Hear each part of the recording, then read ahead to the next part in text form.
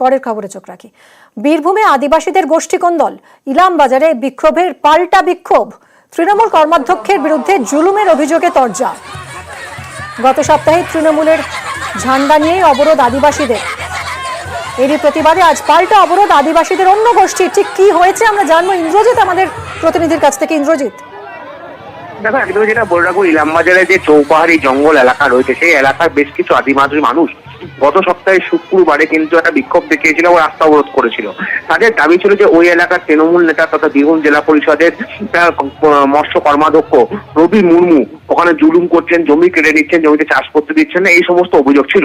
তারই পরিপ্রেক্ষিতে আজকে রবি মুর্মুর অনুগামী বলেই পরিচিত সেই সমস্ত আরো বেশ কিছু আদিবাসী মানুষ তারা কিন্তু রাস্তায় নেমে আসে এবং তারা রাস্তা নেমে দীর্ঘক্ষণ রাস্তায় বিক্ষোভ দেখায়, রাস্তা অবরোধ করে এবং তাদের দাবি রবি মুর্মুকে কলঙ্কিত করার জন্য বেশ কিছু মানুষ একত্রিত হয়ে তারা তৃণমূলের পতাকা নিয়ে রাস্তা অবরোধ করেছে। এবং এর পরিপ্রেক্ষিতে তারা জানিয়েছে যে তারা সম্পূর্ণভাবে বিজেপির লোক। যদিও বিজেপির পক্ষ থেকে দাবি করা হচ্ছে যে এটা সম্পূর্ণভাবে একটা তৃণমূল কংগ্রেসের গোষ্ঠী কোন্দল এবং সেই গোষ্ঠী কোন্দলের জন্যই কিন্তু দুই পক্ষই তৃণমূলের পতাকা নিয়ে রাস্তা অবরোধ করছে, এর সঙ্গে বিজেপির কোনো যোগসাজশ নেই, এমনটাই কিন্তু দাবি করছে বিজেপি নেতৃত্ব। উল্টো দিকে রবি মুর্মু যার বিরুদ্ধে অভিযোগ ছিল এবং যার হয়ে আজকে রাস্তায় নামা হয়েছিল তিনি জানিয়েছেন এর সঙ্গে তৃণমূল কংগ্রেসের কোনো যোগ নেই, অর্থাৎ কংগ্রেসের কোনো যোগ নেই। ধন্যবাদ।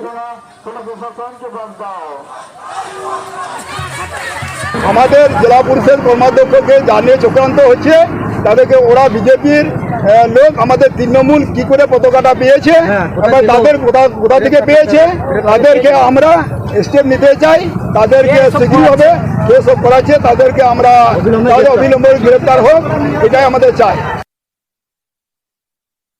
যেসব বুথ আজকে হেরেছে সেসব বুথে তাদের বুথ সভাপতিদেরকে চেঞ্জ করবে। আমি তো শুনছি ব্লকে অনেক রকম নেতা আছে যারা তারা চেঞ্জ হবে, ওদের এখন মাথা খারাপ হয়ে গেছে, একচিটিয়া একটা রাজত্ব করছে জঙ্গলমহলে, সেটাকে বজায় রাখার জন্য আজকে এরকম একটা প্ল্যান করছে। তাতে বিজেপির কোনো কিছু যায় আসে না, ওদের নিজস্ব গোষ্ঠীদ্বন্দ্ব, এতে বিজেপির মাথা ব্যথার কোনো কারণ নেই। আমাদের ইলামবাজার ব্লকে আমাদের কোনো গোষ্ঠী নেই, আমাদের এখানে বিজেপির কোনো ক্ষমতা নেই। সিপিএম এবং বিজেপি তার সঙ্গে কিছু মানুষ আছেন, তাদের ইন্ধন দেওয়া হচ্ছে, সেই ইন্ধন যারা দিচ্ছে তাদেরকে খুঁজে বের করার জন্য প্রশাসনের কাছে আমরা দ্বারস্থ হয়েছি। প্রশাসন তো এই ব্যবস্থা নিচ্ছে এবং সেই প্রতিশ্রুতি দিয়েছেন তারা খুঁজে বের করবে কারা এই চক্রান্তর সঙ্গে যুক্ত।